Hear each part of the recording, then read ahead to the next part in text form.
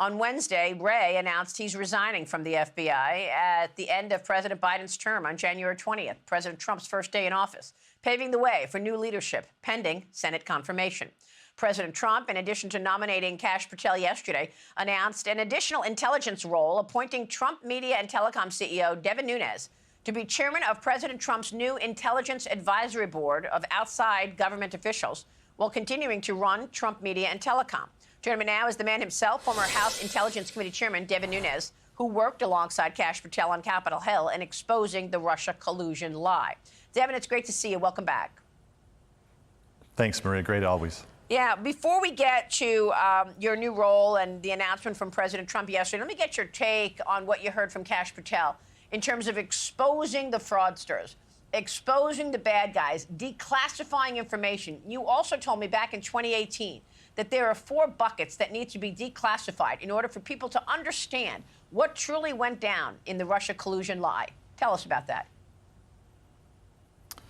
Well, I think overall what Kash is talking about there is this restoring confidence in the FBI, getting the FBI focused on going after criminals.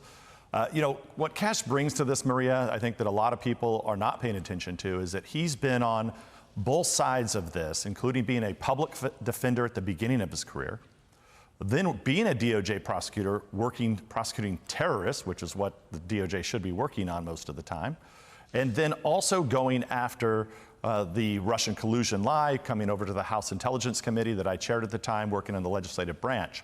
Now, what also came out this week is that Kash, including many of the other staff on my committee as they were investigating the FBI back in 2017 and 18, were actually spied on by who? The FBI and the DOJ.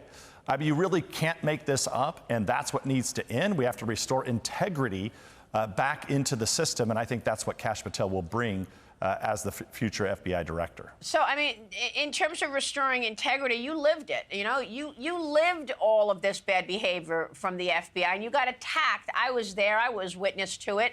And I want to know what you think should happen to those people. I mean, there's been no accountability whatsoever.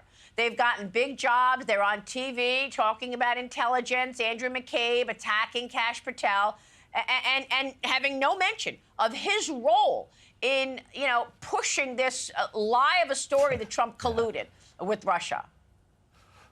Well, the good news is guess what? Those guys will not be running the government anymore. So thank God for that. We'll start with that there.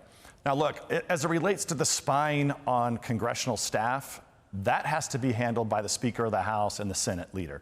What they want to do, whether or not they want to challenge what happened in the past, I think that's critically important. A lot of the bad guys during the Russia hoax days are gone. Now, look, is there anything that's still left there to declassify? I think that would be important. In addition, if it's found that any of this activity continued on during the Biden administration, that's critical also. But look, what President Trump really wants to do is what he said on the campaign trail. It was pretty simple. Make America safe again. In order to make America safe again, you have to have a good justice system, Department of Justice, which is why Pam Bondi is there. You have to have a good intelligence agency, which is why John Ratcliffe is going to the CIA, and then the operational arm of the Department of Justice running by Kash Patel. I think these are all great picks. It's critical to do what the president wants to do. What he promised the American people is to get these agencies focused on going after bad guys and keeping America safe. Yeah, Devin, you've done such great work as in your work for government, and I want to thank you for that. Not only did you uncover the Russia collusion lie and worked with Kash Patel on it, but you also did really a deep dive into China.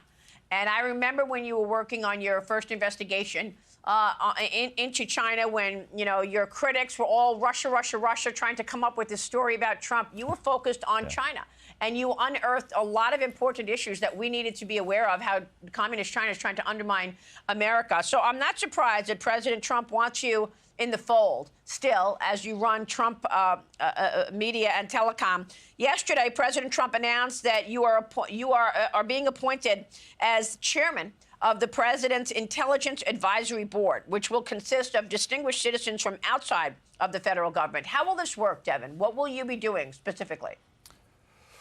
Well, the commission dates back to the Eisenhower era, and it was designed, if there are problems in the intelligence community, to have an outside board that can evaluate that and give the president an independent view of things.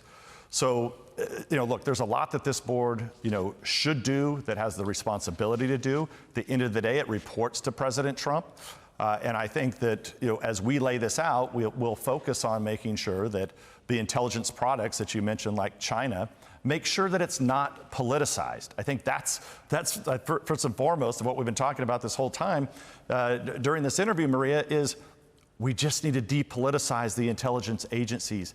And if you do that, you can't deal with where the media, the fake news media and the left concoct conspiracies and then go and then take information and intelligence, supposed intelligence that ends up being fake intelligence, and then open up fake investigations that then leak out to the American public, where the American public thinks that something is happening that didn't happen, like the Russia hoax. We need to get that, we need to stop that, end that, and I think I'll be a good backstop for the president in that manner. If I see something that's not right, we'll investigate it and we'll report to the president and hopefully bring it to a quick end. Well, I mean, you're right. The Russia collusion story ripped the country apart. It literally ripped the country apart, and it was all based on just one political campaign trying to take down another political campaign. But just as you're talking about this weekend, right, ABC announces that it's settled the Trump defamation case. ABC will now pay $15 million donation into a future President Trump organization, and they will apologize to President Trump. Your reaction that ABC has agreed to donate $15 million to Donald Trump's future President Foundation or Museum to settle these claims? Well, maybe it'll be the fake news museum, but I think the key is I'm glad that ABC News is doing this, but there's so many other news agencies that need to get out of the smear merchant business, that need to get, as Pelosi said back in the day, the wrap-up smears. It needs to end in a day where we have technology out there, like social media, like Truth Social and others. The information gets out there far and wide. And what you need for these legacy media companies to do is to just report the facts. Let people speak for themselves, interview someone, let people see it all. It's very simple. The technology works easily. And don't mince words, cut up people's quotes. That just is to promote a conspiracy theory or some fake news item that makes the media look so biased. And I think that's the key. So this is a good step that ABC News is doing. Congratulations to President Trump and his legal team that was involved in that. But I will tell you, as you're well aware, there's dozens and dozens of others that need to do the same thing, that have done a lot of bad work over the last few years. And real quick before you go, you are the CEO of Trump Media and Telecom, which oversees Truth Social. How will you scale Truth Social? What is the growth story here in the coming couple of years? Well, look, we're super excited about streaming. As you know, people are cutting the cord. We just launched Truth Plus, which is an awesome streaming app that I think is going to be the future of technology. So we're focused at the bottom of building technology that can keep the internet open so that people can do what? Protect their First Amendment rights. I mean, this is the first company in history that's ever been developed because of a need to protect your constitutional rights. And we have almost 700,000 investors. It's a beautiful company with good technology, and it's built on a movement. Think about that. It was born out of necessity because people had lost their voices. You're right. President Trump built a company to protect the First Amendment. All right, Devin, we'll be watching your work for sure. Thanks so much for being here this morning. Thank you. Devin Nunes joining us. Thank you, sir. Thank you, Maria. Click here to subscribe to the Fox News YouTube page to catch our hottest interviews and most compelling analysis. You won't get it anywhere else.